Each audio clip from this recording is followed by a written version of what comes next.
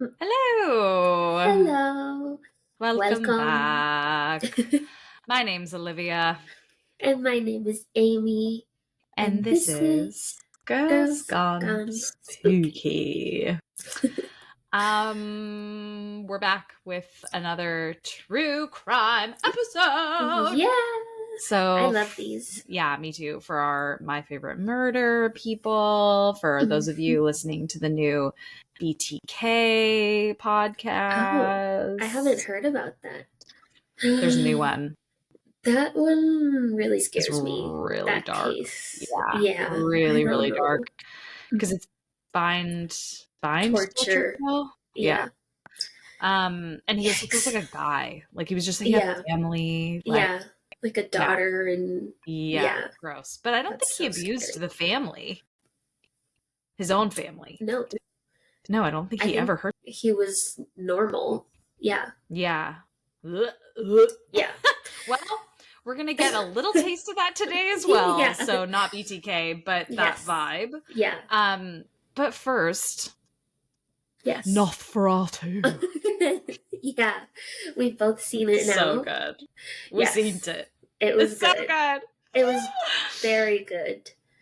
You I see Orlok's weenie, yeah. his teeny weenie. It was average. It I was feel average. like. I feel Yeah. like the internet really hyped it up to be like a schlong, and it Yeah. was not. It was Just normal. little Abby. Yeah. Um, Nothing and special. now what's his name has it? The co-star. I Yeah. always forget his name. Nicholas Yeah, Holt. Holt. Yes, nice. Good Yeah. recall. Thank you. Now he has it.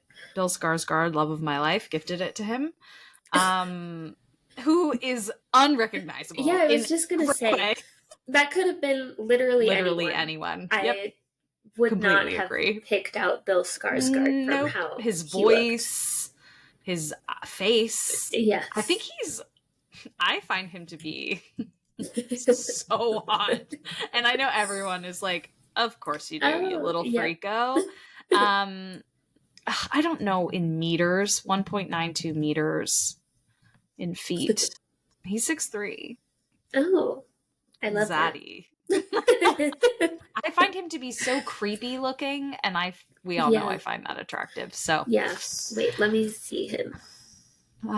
He's so creepy and hot. I love him. Yeah, I see Very it. my type. Mm-hmm. Well, which is funny because my boyfriend is like the opposite of that. He's like not creepy. So sweet and yeah. uh-huh. When I feel like when I first like showed pictures of him to my friends, they were like, "Oh, thank God." He doesn't look like what's the a guy drug that dealer played or Jeffrey Dahmer? And what is that guy's name? Evan Peters. Yeah, Mary. Immediate Mary. I mean, I agree. Not Dahmer, to be clear, the actor, Evan Peters. But he always plays a little freak. Yeah. And I'm like, is he typecast? Probably. Yeah, I think probably. I don't know. And he's just like he is creepy looking. He's so creepy. He's got those he's got the like, what did people say? Like Pete Davidson, the butthole eyes? Yes. But it's not butthole. It's just like sunken and kind of dark underneath. Yeah. I'm into it. Yeah. I'm into a motherfucker looks like he hasn't slept in a month.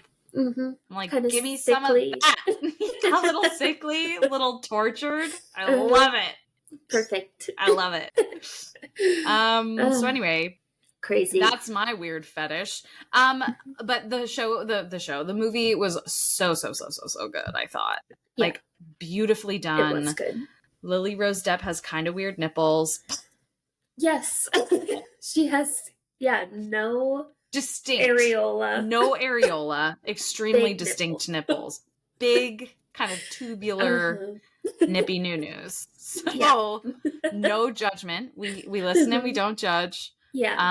Although we've already talked about the penis, and now we're judging her nipples too. We have, it's true. So look, I just honestly am like kind of pleasantly surprised by the size of Orlok's ding dong, because I just thought they were gonna like, because Dracula is supposed to be like so like sexualized, whereas like, I mean, this is a retelling of Dracula. He's gross, like not a redeeming quality down to the winkle. Like there's no redeeming quality. Not that like you have to have a big dick to be redeemed, but you know what I mean? Like there's nothing sexy about him at all. No, he's like an undead.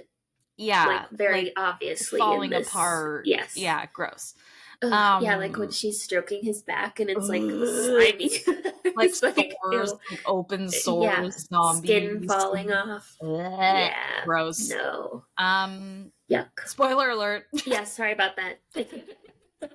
Honestly, you know that's coming though. Like the second it starts, you know that's coming. Yeah. Oh, and then I was gonna say one other thing though. I listened to the podcast with Smartless with Jason Bateman, Will Arnett, Sean Hayes. They have like a comedy pod. Okay, Binks. Damn, boy. Come lay down like a good little muffin head. So they did, I guess they're friends. Like one of them is like childhood friends with Jason Blum of Blumhouse, like the horror production company. And so they got him to come on the podcast, and it was so cute because they introed him as like always having been the weird kid whose favorite holiday like was / is Halloween. And I was like, it's not that can't weird. Relate. Yeah. Exactly.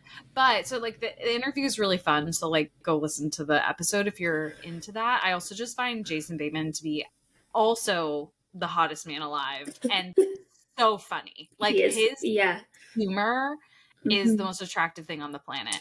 Why has this episode turned into a personal thirst pool of thirst men? I don't even know what I'm saying. I'm like fogged by hormones.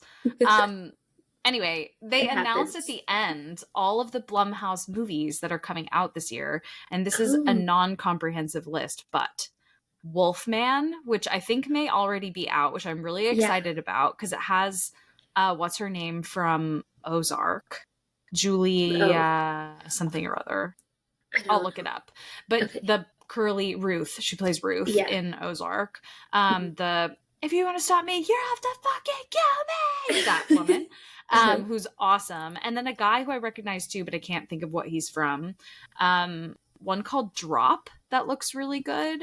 A few actually sequels. Megan 2 about the like little robot doll. Black Phone 2, which like they were all raving about the first one and I never saw it. And then Five Nights at Freddy's 2 is coming out on Christmas. I was like, is this really that popular? So I don't know, maybe. Interesting. And then the next Conjuring movie. Oh. I didn't know there were more. Oh, God. I am thrilled. And I think it's like a Conjuring movie. It's not the Nun series. It's like not something else in the universe. It's the Conjuring. Back to the Conjuring. So I'm like, wow. Can't wait. I think that's a summer release. Okay. Don't quote this me summer. On it, but I think so. Yeah, 2025. Okay. Well, I hope so because so good. Too scary for me. I can't wait. Oh, and it's Julia Gardner. She's she plays Ruth in Ozark. She's in Wolfman. So I was trying to look that up. Just wanted to give all of our horror bufferoonies some updates, some exciting news. I'm very excited to see Wolfman, though. It looks good. Yeah. Wait, I was just looking that up. Scary.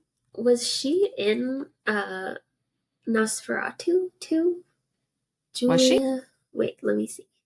Oh no, I'm getting her confused with that other lady that she kind of looks like. The best friend? Yes. Whose name I don't remember already. Yeah. But they kind of look alike, she played Lady Di. She played Princess Di in The Crown. Yes. She was the young version, the youngest one, I think. Yes. You know what? While we're looking things up, let's just look it up. And she was in a show called The Murder at the End of the World. That was, I think, it was either Disney or Apple. It was really good. And she plays this like amateur online sleuth, but also like a super genius coder. Anyway, very cool. It sounds cool. If you're a fan of hers.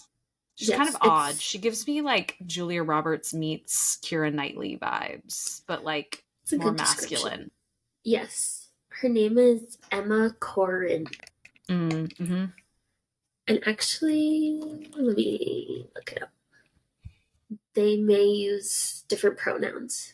We don't need to get into that part, but oops, it's possible that I read that somewhere. That would track, I feel, based on like everything I've seen of them on like the red carpet, even how they're portrayed in this Murder at the End of the World show. They're very like gender not neutral. What's the word? Androgynous. Yeah, is androgynous. That appropriate? Yes, I think. Well, is it? Oh God, I don't know. I don't know. Maybe we get back on track here. Is androgynous PC? I don't know. It doesn't. Non-binary. We'll say non-binary. Sorry perfect. If androgynous isn't okay. Non-binary. Yes. Okay. Yep. Yeah. Anyway, sorry. Your turn. Yep. Murder. Okay. Yeah. Let's get into it. Our bad. Yeah. I mean, genuinely, yes. If that's a problem, but I feel like it wouldn't be. I don't think so. It says like it's like a label, like a sort of an umbrella term for those who like challenge the binary system. Yeah. So okay, perfect. But if you're offended by it, we're sorry anyway. Because even if our intent is good, we are not trying to alienate anybody. We love all of you. He, she's, them, whatever else. Them, they, whatever. Yes. Yeah. I love Anybody's welcome. You're welcome. To listen to us talk about murder. Yes. Perfect. Okay. So I have 2 today, and each of them, it's a special one today because I was being lazy. It's a special one. Oh, you're going to reveal yourself. Okay. Yes, I am. Because it's not going to sound like me at all when I read these. Okay, yes, fair. So, I'm excited. I went to ChatGPT to have it summarize a long article for me. And then I was like, hey, Chat, will you make this a podcast script? Oh my God. And it delivered. So, here we go. So yeah, I'm just going to read it. I might have to summarize some because they're pretty long. Okay. And Olivia might do the sound effects for us because I can't wait. I'm going to like use things around the desk. I'm going to get myself ready here with props. Okay. Yeah. Get organized. Okay. I think I'm good. Okay. Yeah. It even proposed like titles for our podcast. I didn't give it much detail, so it just like filled in a bunch of blanks. Okay. But are they good? Are the titles any good? Well, are they specific to your It's specific to this story. Okay, got you. Okay. Yeah. So this one is the haunting story of Lavinia Fisher. Okay. We're supposed to have intro music with an eerie and suspenseful tone. Perfect. Okay, keep doing that while I read this. Okay. Welcome back to Tales of the South. I feel like I should have made it a little twangier. I wish I'd known it was the South. Okay, it's okay. Just imagine it in your minds, everyone. Next time. There will be another opportunity for you throughout I don't even know, though. Ding, ding, ding, ding, ding, ding. A banjo. An eerie banjo. Just like my out of tune guitar. Oh, yeah. Perfect. That works. I love that. Oh, God. Okay. So welcome back to Tales of the South, where history and mystery collide. Oh! I'm your host, and today we're diving into a chilling story from Charleston, South Carolina. Okay, so she's written me out of the podcast already, everyone. I'm your host. There's no one else Olivia. here. You're just here for the... Yeah. You're just here for sound effects and honestly, I'm here everything for else. Okay. I love it. Everything else. Because I don't know how to do anything. So, here we go. this is a tale of crime, scandal, and a legend that still haunts the streets today. It's the story of Lavinia Fisher, a woman who's... We're never going to get through this. Sorry. I'm done. So, okay. Wait, you can keep going because there's also a cue for the music to fade out. Okay, so her fate is as dark and twisted as the rumors that followed her. Was she?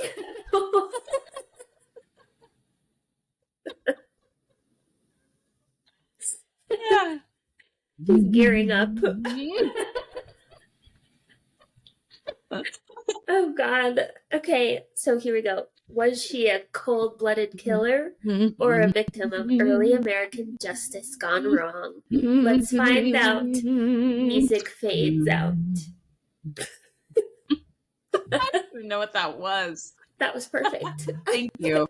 It was eerie and suspenseful. Sound design, yeah, I mean, it was eerie. Yep. Alarming, perhaps. Little of each. Yeah, okay. Good. So, to set the scene, it's the early 1800s in Charleston, South Carolina. This is an era when inns and taverns dotted the countryside, acting as resting spots for weary travelers making their way into the bustling city. Clop, clop, clop. Wait, you're too old. That's the next cue. Seriously? Horse stop? It's wind blowing and distant horse hooves. Clop, clop.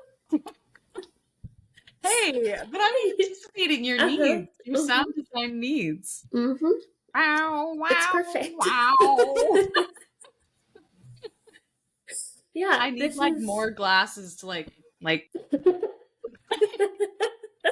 This is my moon water, by the way. Oh yeah, okay. It's a scarce resource. And crack this time. Oh, it did. No, it's the same one. I just let it melt and put it in another glass. Okay. We're not going to out me to everyone about my mistake. I'm sorry about that. You can't leave water overnight in a glass outside, or it'll freeze and break the glass. Break the glass. Makes sense. Story. Now that we know. Mm-hmm. We've learned. Okay, so inns are rest stops for horses and humans alike. Travelers would stop to grab a bite, water their horses, and maybe take a nap before continuing on their journey. The inns, often located just outside of town, were named after the distance to the city. So you'd have things like the 6 Mile House, the 5 Mile House, and so on, which I didn't know, so that was kind of interesting. But in Charleston, one of these inns would come to be known for something far darker than simple rest and relaxation. And that's where they recommend the wind-blowing and distant horse hooves.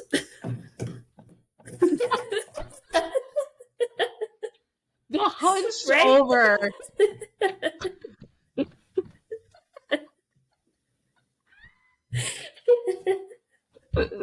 We're going to have this for every episode now. I know. What the heck? Why have we never done scripts before? This is fun. I don't know. I love it. And yeah, anytime that I'm lazy, you can, you best believe I'm going to have a script. Best believe I'm going to have a script. Yep. Okay. So the rumors started innocently enough. Travelers began to report that people had gone missing after stopping at the 6 Mile House. Ooh. At first, there was little proof to back up these claims. After all, Lavinia and her husband, John, were a well-liked and attractive couple. They were part of Charleston's social fabric, and no one wanted to believe that they were involved in something sinister. But sometimes, truth has a way of emerging when you least expect it. Ooh. Music intensifies and tension builds.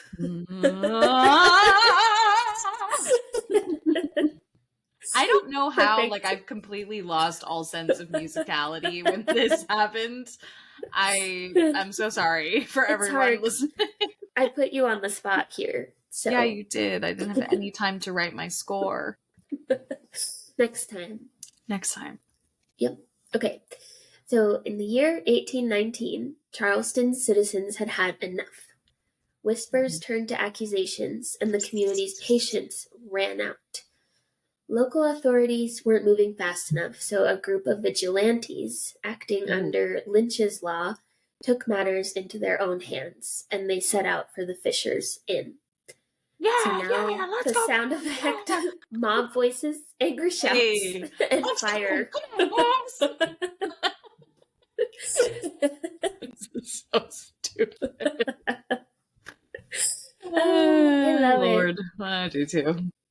Okay, so the mob first set fire to the 5 Mile House, which is another inn in the area, before turning their sights on the 6 Mile House. The Fishers were ordered to leave, and when they didn't, the mob threatened to burn the place to the ground. As smoke rose in the distance, the Fishers knew their time was running out. But this isn't where the story ends. No, far from it. Oh. In fact, this is just the beginning of a tale that would only grow darker with time. Oh. Okay, so door creaking and distant footsteps.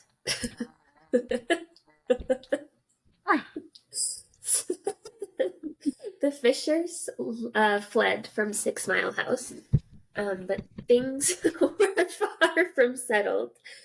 The next day, a man named David Ross, who had been left to guard their empty inn, was brutally attacked by the Fishers and their accomplices, not accomplishments. Oh. Ross gave a sworn affidavit describing how Lavinia Fisher herself attacked him, choking him, Jesus. throwing him through a window, and helping her husband and others beat him senseless.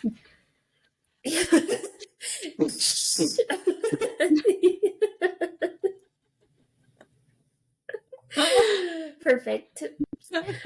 Okay, but despite the brutal nature of the assault, the Fishers weren't arrested immediately. It wasn't until more witnesses came forward, including another victim, John Peoples, that the law finally took action. Okay, now a jail door clangs shut. I have no way of doing that. No. That was pretty good. What was that? Oh, yeah. It doesn't work well if I'm holding it. Oh, that worked. That was perfect. Thank you. So I'm going to start summarizing this. So they are taken to the old Charleston City Jail. Authorities found evidence linking them to local thefts and also to a freshly slaughtered cow. Wait, so was everyone just like, oh yeah, they killed those people who disappeared? Yeah. Yes. Oh, so just like full acceptance of that, no problem. Okay. Well, that's how the story goes. Okay. And I believe later on in this script, there's some more detail about what people were saying. Hopefully it included that. Okay, got you. But yeah, now they're in jail. Where did I leave off? Okay, as the couple sat in jail awaiting trial, rumors began to spread. Okay, here we go. Okay. Some claimed Lavinia had lured men into her inn with promises of dinner and conversation, only to poison them with oleander-laced tea. Oh,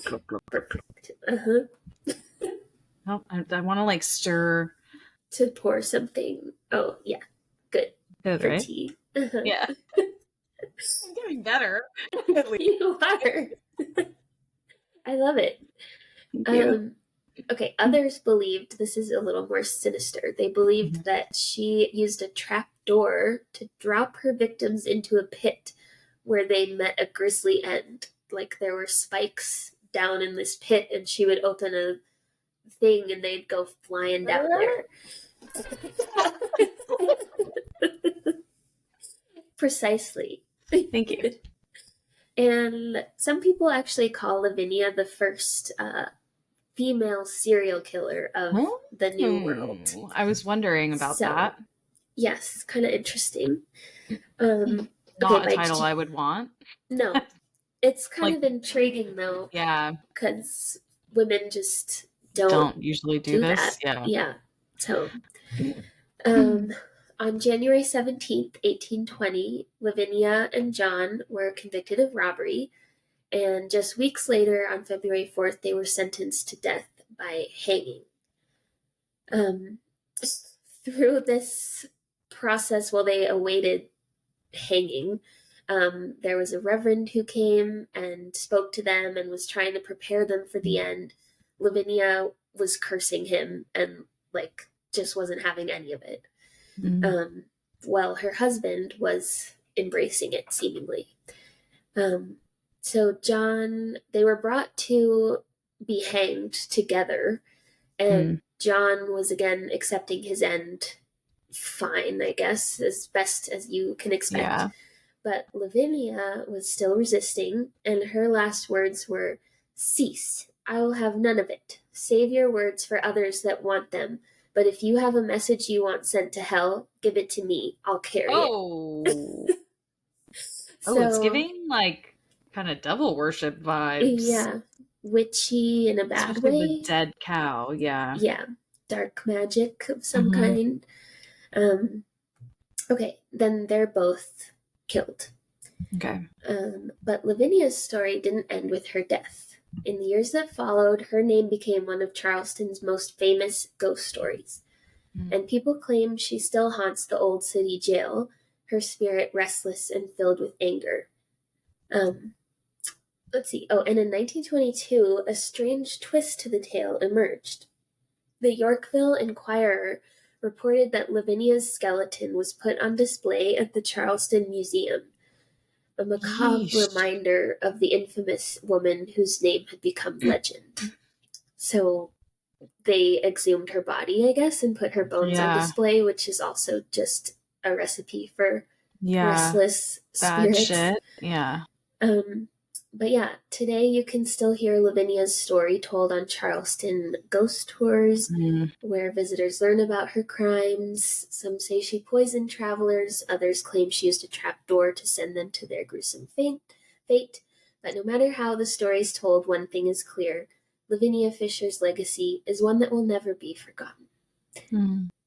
And I was looking on Reddit to see if anybody had gone on this ghost tour, and somebody did post a photo that they took in the cell where Lavinia was held, and it is so scary. There is like somebody peeking out from oh my god, if you send it to me and post it on Instagram when we post this episode. I will. Yeah, because it was weird. And so people say that she's pretty active there.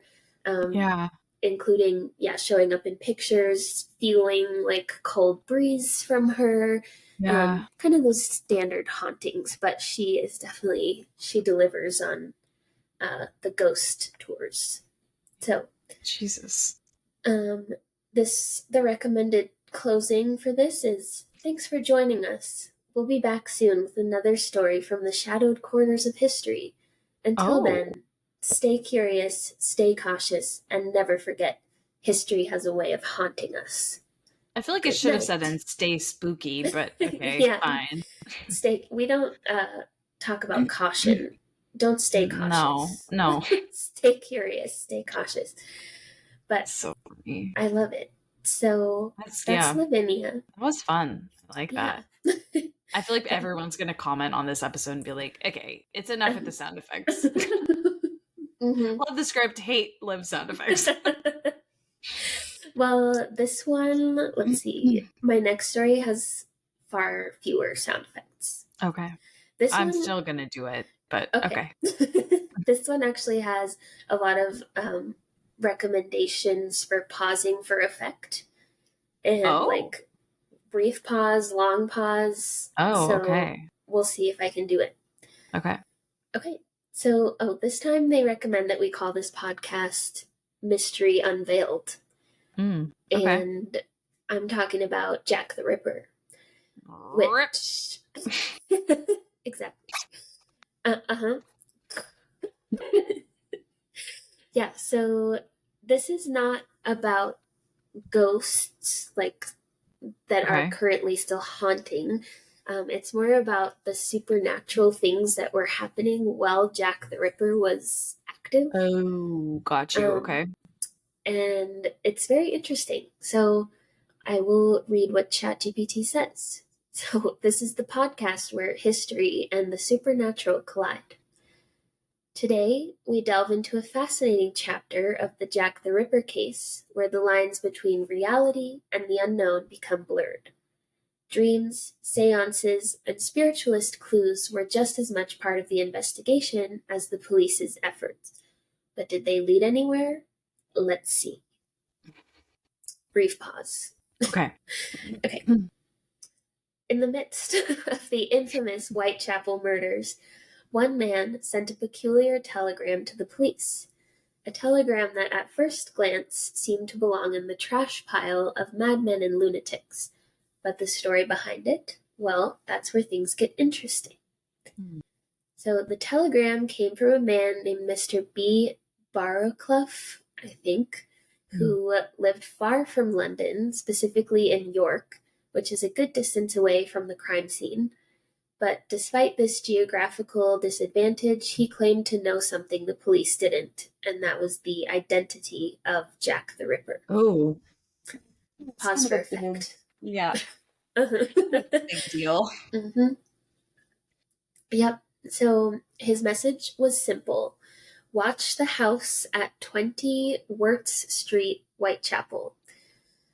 The bizarre part, that address didn't exist. And the name of the killer was Thomas Totson. So he said, watch that address, and the killer's name is Thomas Totson. How did he know this? According to him, he had consulted a table. Yes, you heard that right. A crime-fighting table.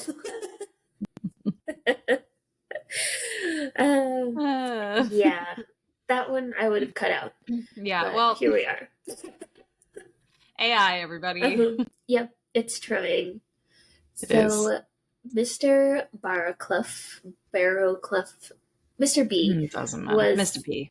A man who believed in the supernatural. And at the height of the Jack the Ripper terror, he gathered his family for a seance. Table rapping was a form of spirit communication, and that was their method of contact, which I had never heard of table rapping before, which is kind of surprising because we've done like seance episodes. Yeah. But yeah, that's what they used. And it was during one of these sessions that Mr. B's table gave a chilling message that was basically more murders tonight in London. Oh. And at that time, the spirit also revealed the killer's name, Thomas Totson, and that address. And he instructed Mr. B to alert the police immediately. So can I just say, this is also Mr. B. Yeah. He looks possessed right now. His eyes are very wide. Yes, so big. But yeah, we can still call that guy Mr. B, but this is the real Mr. B. Yeah. I feel like we did talk about, when we talked about the Fox sisters, like forever ago, table rapping, but how do you get a name? Is it like Morse code? I don't think ghosts know Morse code. Yeah, probably not. Let me just do a quick table rapping. Or is it like location on the table? Or do you like spell out the alphabet and tell them say when? Yeah, a type of seance. Participants sit around a table, place their hands on it, and wait for rotations. Oh. So, the table was made. See, you'd say the alphabet out loud, and then it would tilt or spin to the right direction. That's when you said the right letter. So weird. Okay, got you. So, like a rotary and a say when kind of situation. Yes, exactly. That's so complicated. Yeah, that's a lot of effort. Yeah. You have to be like A, B, C, and get to the name Thomas every time. Totson. Yeah, yeah, too much. And an address as well. It's a lot. They didn't have a lot to do back then, I guess. But seriously. Okay. So where did I leave off? More murders tonight in London. So Mr. B alerted the police, but they dismissed it as nonsense because they couldn't find a house at the address that he gave. But 2 days later, Mr. B sent another telegram clarifying the situation. This time, he explained that the message had come from his table, a medium through which the spirits had warned him of the killer's identity. And the response? Well, we can imagine the eye rolls and the sighs as it was filed away with the rest of the outlandish letters from madmen. But Mr. B wasn't the only one to seek answers from the beyond. As the killings continued, more and more people turned to the supernatural for help, including Mary Malcolm. She claimed to have received a premonition about the murder of Elizabeth Stride. According to her, she was laying in bed one night and she felt a strange pressure on her chest, heard 3 distinct kisses in the air, and she instantly knew that something had happened to her sister. Oh, God. Yeah. But it turns out the victim that night was not her sister at all. And her sister had to come and be like, I'm alive. So anyway, that also didn't pan out. And her motives remain unclear, but her supernatural vision certainly caught the public's attention. Interesting. Yep. And then it wasn't just premonitions that were being reported. Oh no. By October 1888, the supernatural had fully entered the investigation. In fact, an article in The Star described a seance in Bolton where a medium allegedly revealed the identity of the murderer. According to this medium, he was a man who looked like a farmer but dressed like a laborer. He had a dark mustache, scars behind his ears, and get this, he was about to be caught in the act of committing another murder. Oh, God. And if that wasn't odd enough, the Echo reported an even more extraordinary claim. A group of spiritualists in Cardiff had contacted the spirit of Elizabeth Stride, so that was the one that Mary Malcolm had a premonition of, and the ghost supposedly revealed that her killer was a middle-aged man, and she even gave a name and specific address, which was on Commercial Street. According to the seance, this man was part of a gang of 12 murderers. Wow. So there's just a lot going on. And then there was the man who requested locks of the murdered women's hair. Ew. He believed that with the right items, like their clothing, hair, personal effects, the police could use magical means to capture the killer. Also sus. That request is very sus. Yes, and creepy and weird. Yeah. So he had a friend, he said, who had solved animal cruelty cases using that method. And then it tells me to ask you, are you starting to feel a little unnerved? I mean, yeah. Weird.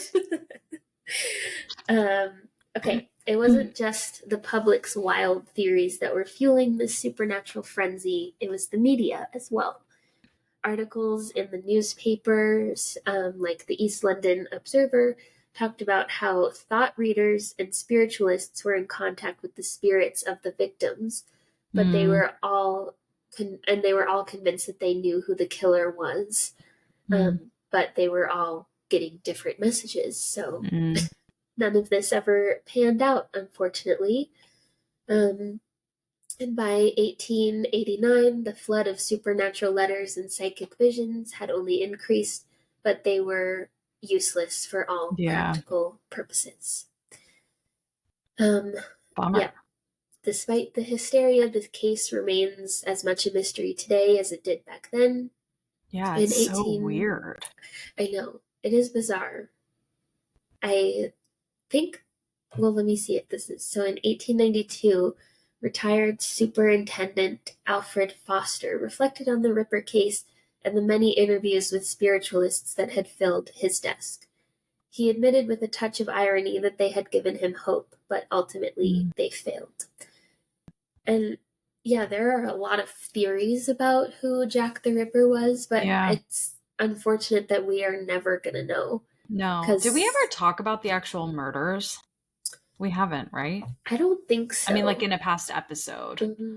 It may have been mentioned, because wasn't Spring-Heeled Jack like around the same time as Jack the Ripper? That's right.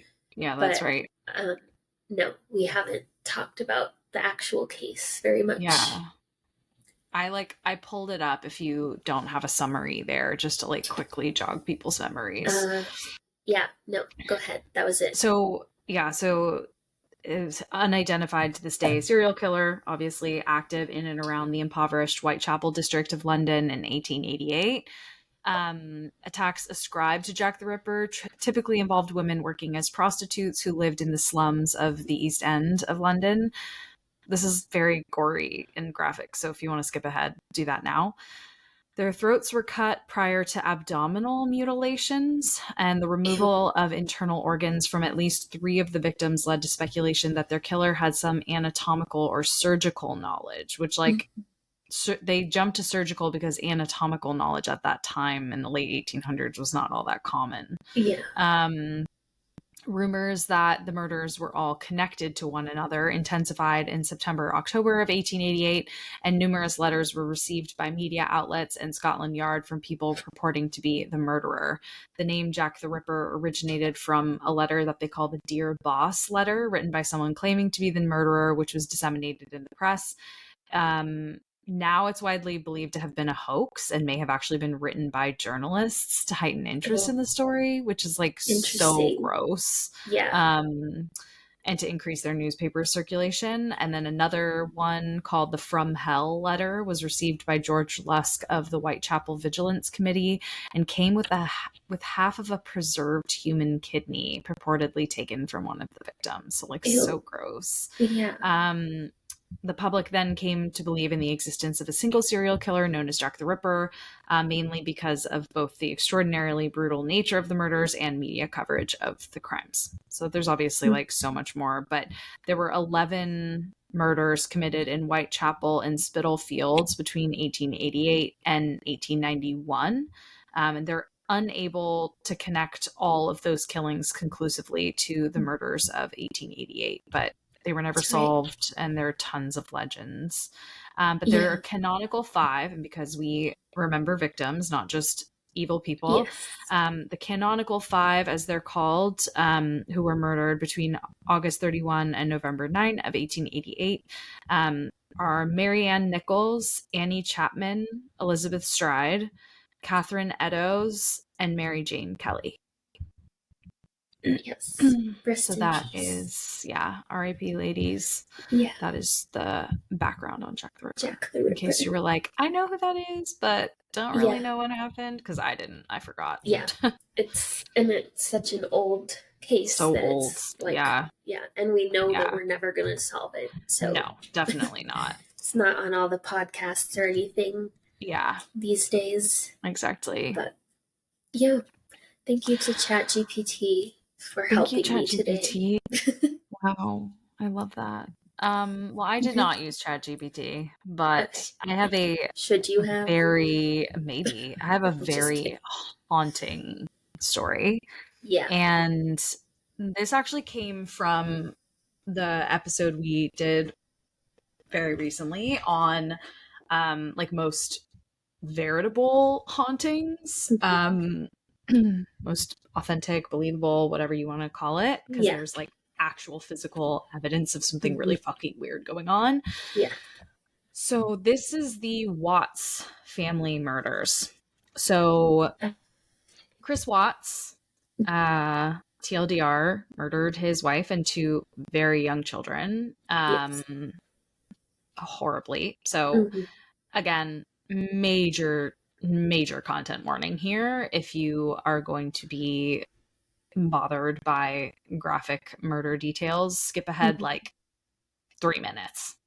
In the early hours of August 13, 2018, in Frederick, Colorado, Christopher Lee Watts murdered his pregnant wife, Shannon, aged 34, by strangulation, and their 2 children, Bella, aged 4, and Celeste, aged 3, also by suffocation. He buried Shannon in a shallow grave near an oil storage facility and dumped his children's bodies into crude oil tanks. He initially maintained his innocence in his family's disappearance, but was arrested on August 15, 2 days later, after confessing in an interview with detectives to murdering Shannon. Months later, he also admitted to murdering his children.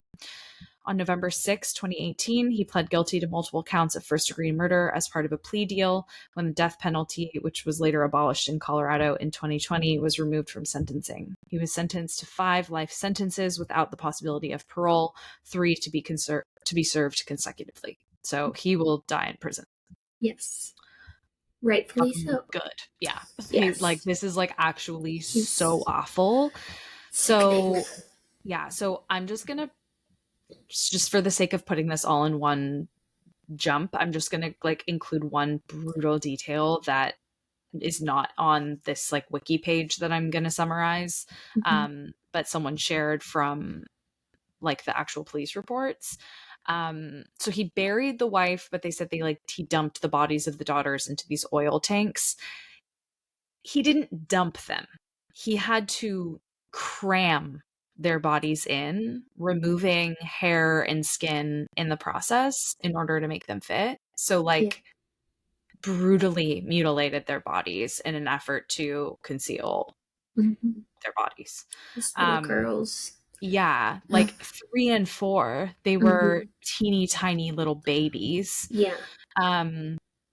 So, okay, so this is now more into the logistics of the aftermath. So approximately 1:48 a.m. on Monday, August 13, which is the day of the murder, Shannon, returning from a business trip to Arizona, was driven home by her friend and colleague, Nicole Atkinson.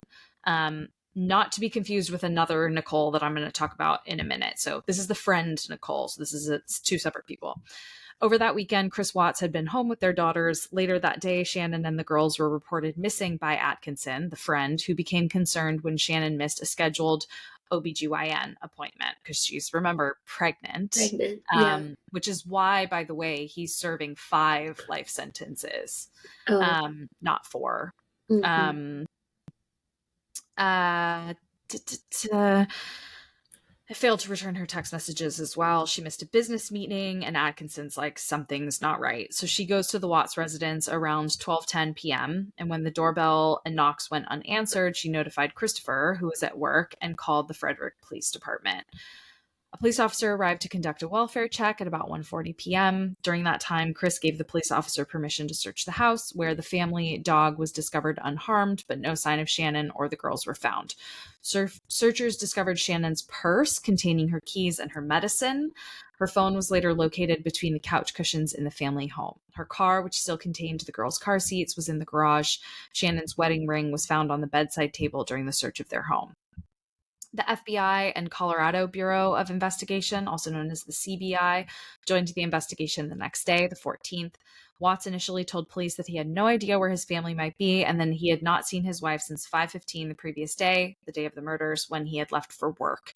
He gave interviews to Denver television stations outside the house, pleading for the return of his wife and daughters.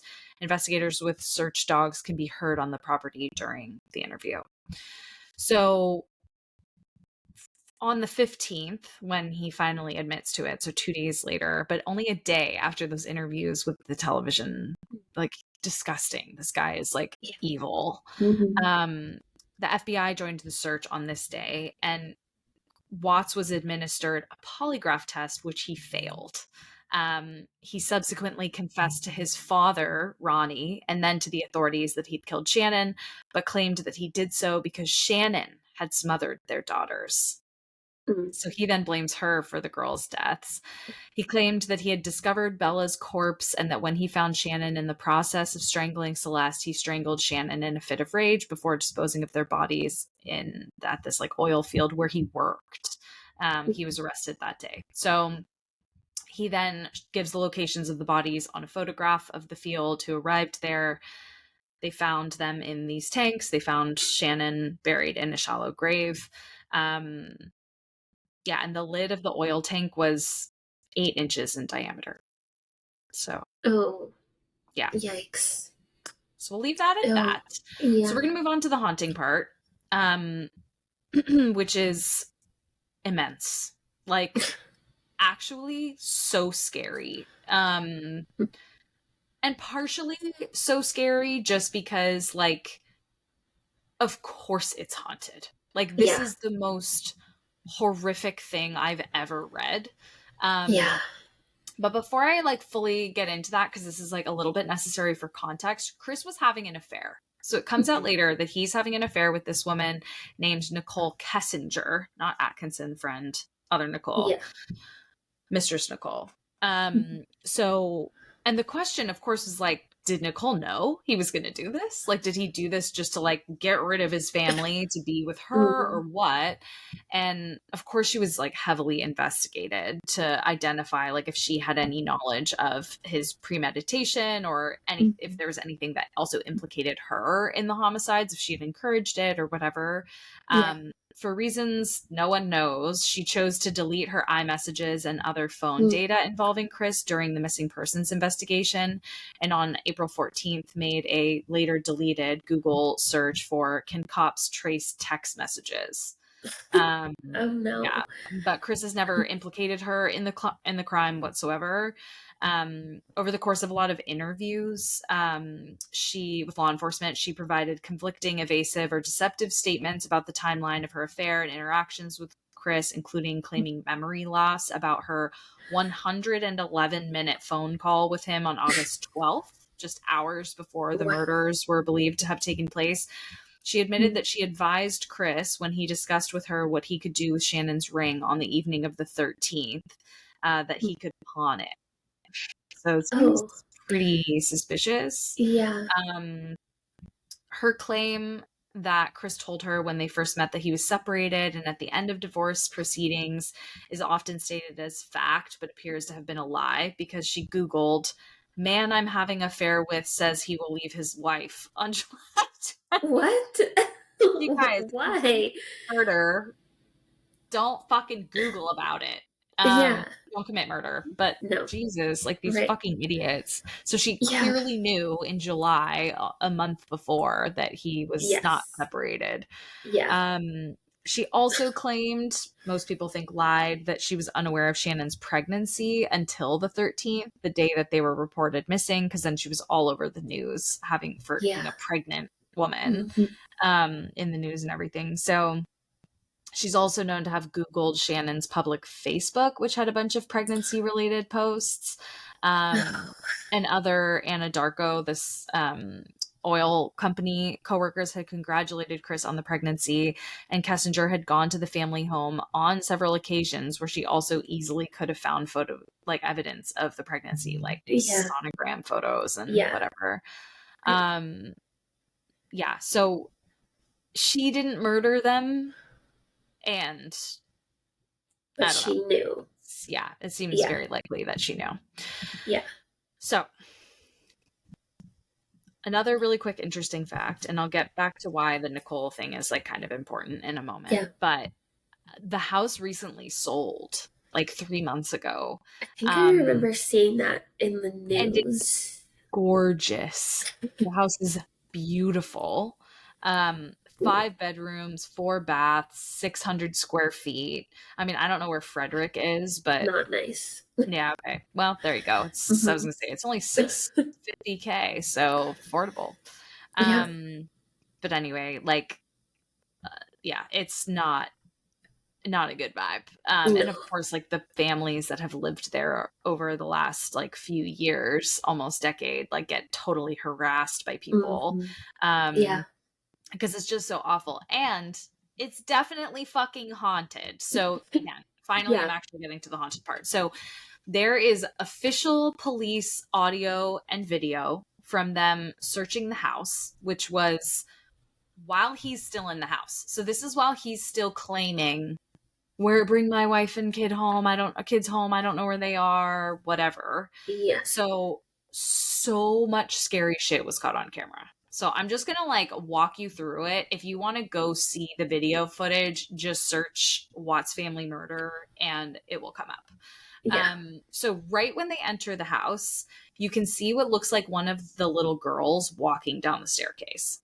Like, you see this, like, shadowy, like, little image figure. of a person. And by the way, all of this has been, like, not debunked. The opposite of that. bunked. Like, it has not been edited. Yeah, it's like original, like the police confirm, like these are the original undoctored files. Yeah. So you like see a flash of a little girl. You can see Shannon in the reflection of the mirror in the video. Whoa. So when they walk in the door to the, it's like there's a wall on the left and it opens up completely into the living room on the right. The stairs like kind of cut into this wall and then there's like a landing. So just so you have kind of the view when they come in. So they turn to the right and there's a big mirror on the wall and you can see a woman standing there. And this video is being taken of the first police officer in the house. So it's like, who the fuck is that? Yeah, it's very chilling and it's very solid looking. And then right after you see her, there's like an EVP, we'll call it, on the audio of a woman's voice saying, no. Oh. Gives me chills. Oh, no. It's so freaky. Mm-hmm. So Chris, like I said, the dad / murderer, is in the house this whole time. So he's like watching them search the house, acting distraught kind of over his missing family. Like he's not that pressed seeming, which is super suspicious. Yes. And then they go into a closet where you can really clearly hear what sounds like a child's giggle and the police officers hear it. So it's like, it's not just, oh, we heard it back later. Like they were like, what was that? Because they had a search dog. So they thought, oh, the dog stepped on something and it made a squeaking sound, that whatever. And so they like spent the next like 15 minutes trying to recreate the sound and couldn't. And what's really creepy is Chris's mistress, Nicole, had left the creepiest voicemail on his phone. That sounds almost identical. This giggle she does in it sounds almost identical. And so I pulled it up because y'all have to fucking hear this. It is, my God, so scary. Wow. So the sound that Nicole makes is identical to what they heard. Yeah. Oh, yeah. Like weird. It sounds like this giggle she does is like, you're like, she's guilty of something. Like awful. Hold diabolical. Okay. Message on his phone. I find it is super close to the giggles we just heard moments ago. Make of it what you want. Coincidence? Maybe.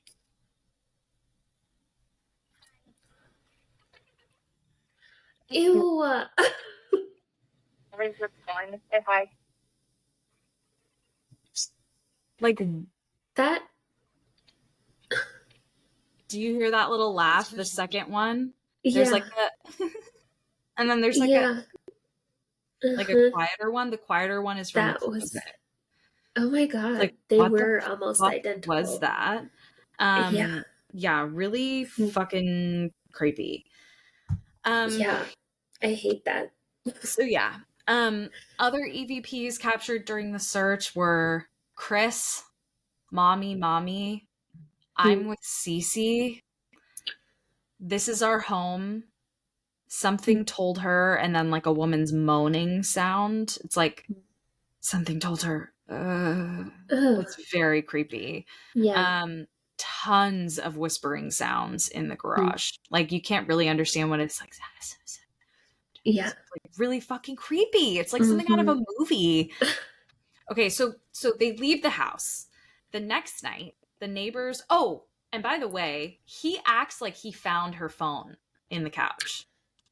She's like, I found her phone. Oh my God, here maybe it is. We'll find her. Yeah, like why wouldn't she have her phone? Like such a evil man, evil man. So the next night, the neighbors call the police saying they saw a woman entering the house, and then they're watching because everyone knows like all eyes are on this house, and he's not home now. The house is locked. The alarm system's allegedly on. Yeah. They see a woman come in and they don't see her leave. So they're watching. They call the police. Someone went in the house. They confirm no one left while the police are on their way. The police get there within a couple minutes and the garage lights are turned on, which they weren't before. So they search the entire house and find no one, but of course capture more scary shit on the body cam footage. And one more weird detail is when they come in, the alarm system goes off. Oh. So if a person had walked in, unless they have already code, it would have gone off. So anyway, really weird. The police find no one in the house. So it's like, okay, clearly it's not someone who had the code. So was it Shannon? Yeah. I don't know. A ghost? More creepy EVP stuff. You hear a ton of kids' voices. Again, like not really like understandable, but kids' voices. The name Amanda sounds like it's being whispered. There's really no Amanda in the case unless like a mom or something. They don't really explain that one, but it's quite clear. So then there's a shot of a policeman upstairs during the search, captured by a police officer that's downstairs. So they're on that landing that I described when you first enter the house at the top of the stairs. And you can see him very clearly standing on the landing. And then you see what looks like a little kid peek out from behind his legs and then disappear behind him. And you don't, and then it's just like gone entirely. Yikes. Yeah. And then while an officer is watching the dining room downstairs while others are searching different areas of the house, you see a shadow sitting in a chair. And then at the same time, like you see it like kind of appear in the chair. And almost like a millisecond later, you see like a shadow move in the room to the right of the police officer. And you can see the police officer react. Like they're like look over. Like snapping the flashlight and the camera back and forth, like clearly like what the fuck was that, and trying to like recreate it, which is what they say later. So he sort of whips back and forth a little bit, trying to catch the movement like straight on. And like I said, all of this body cam footage has been checked for like alteration, and it's all original video and audio recordings, and they're all available. Like it's public, it's available to the public. So like if you want the originals, you can go find them to cross check, and there's still just like zero explanation for any of it. Yeah, it's a heavy one. It's a dark one. So sorry to end on such like just a really dark story. And it makes you wonder, like, it's like the BTK. This is what I was going to say is like he just seemed, and they're like a gorgeous family. Like the photos of them, like the kids are beautiful little babies. Like the wife is gorgeous. Like the husband's like kind of hot. Like it's just like, what? And they have this like seemingly nice life. I mean, he's cheating on his pregnant wife, so that's charming, but it's like just so eerie. Like so eerie. Like what happened there? Or was he always kind of like this? I mean, it's like the Lacey Peterson case too. It's just like, what happened to you? Like how did this happen? And I don't know, like what's in the house, like what's captured at least by the police, feels like residual energy kind of stuff, and like maybe even flat out haunting because they were murdered brutally. And at the same time, I'm sort of like, is there more to it than that? Like, is there demonic involvement? I just can't understand. It would be like if one of our partners just like literally snapped and turned into a different person and killed us. Like it's just like unimaginable to me. Yeah. Particularly because because now like he doesn't have, like he didn't develop schizophrenia or something. Like he doesn't have a mental disorder. It was just because if he did, his lawyers would have pled insanity. So it's like he planned to murder his wife and very small children. And then like kind of mutilate their bodies after, like not really intentionally, but like out of convenience or something. Like ugh, gross. It's and awful. Presumably his motive was just to be with Nicole K or whatever her name was. But it's like, just leave. Like, why do they have to die? I know. And wasn't that the same with Scott Peterson? Didn't he have a mistress as well? He did. Who did not know. I think she actually, because did you watch the latest documentary about that? I did. It was good. Well and done. It was it was really well done. And it was, I really don't think she knew. I don't even think she knew that he was still with Lacey until news started breaking that she was missing and they were still very much married. Oh my God, I can't imagine finding that out. No. Yeah, wow. Yeah, it's horrible. Mm-hmm. And just because we're talking about documentaries, did you watch the new Zodiac documentary? No, I started, They but I fully didn't know who it is finish. now. Like, he's Do they dead. really? Yeah. In that documentary, they Mm-hmm. say that. Oh, Mm-hmm. I mean, I don't know if they say it outright, but it is like exceedingly clear. pretty And obvious. these Yeah. kids, like, he was their stepfather, and these kids, like, essentially admit, like, spoiler alert, just skip to the end if you don't want to hear this, like, their mother knew and covered it up, like, helped him cover it up. It's gross. Like, Yeah, that is and he had, gross. like, molested the daughter. Mm. Yeah, like, really bad. And she had kind of, like, shoved it down, and she was, like, referenced in one of the letters, the daughter, saying, like, he was gonna kill her. Yeah, it was bad. It was really bad. Okay. Yeah, so it's really interesting. Yeah. But that's one of those ones that was, like, just such a mystery. Like, it was just like, who was this person? Like, what? Right. Yeah. But there was, like, stuff they found in his car, and, like, he had, like, drugged the kids while he was doing some of the murders so that he could go murder people. Like, it was wild. You have to watch it. It was wild. I'll finish it. Yeah. Yeah, it's really good. It's unfortunate that he's gone, right? You said he died. There's no justice. Yeah. And no confession. No. That's Well, he confessed to one of the kids on the phone. Oh. Okay. And one of them in person, and then, like, reneged. But it's very clear that it's him. It's obvious. Like, if the firsthand accounts of these kids is accurate, is correct, it is 100% him. And they're all so detailed and intercorroborated. I just don't see how they could have, like, made this all up, like, fabricated this story. Yeah, it's wild. Yeah. So anyway, Watts will die in prison. Excellent. Good. One last documentary. Sorry. JonBenet Ramsey. Did you watch that one? No, I didn't. Was it good? It was good. Okay. Yes. I was not planning on watching it, and I said this to my friend Rael. Hey, Ray, if you're listening. If they haven't fucking solved it, I cannot watch one more JonBenet. Oh, yeah, no. It's not solved. But there's more info. There's more that I didn't know.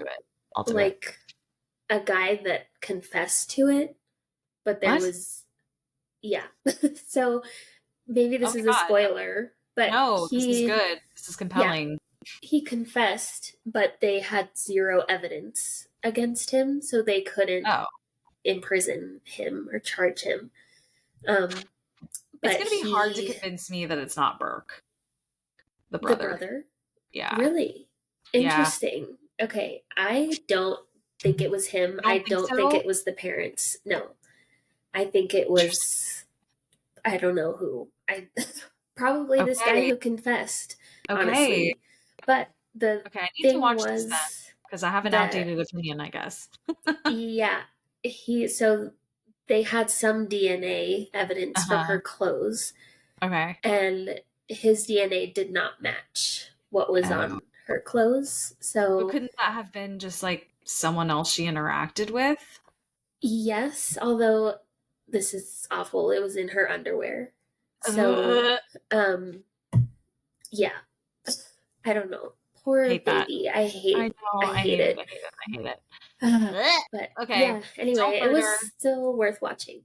Don't do murder. Watch all these documentaries. Yes. With the lights on. Yes.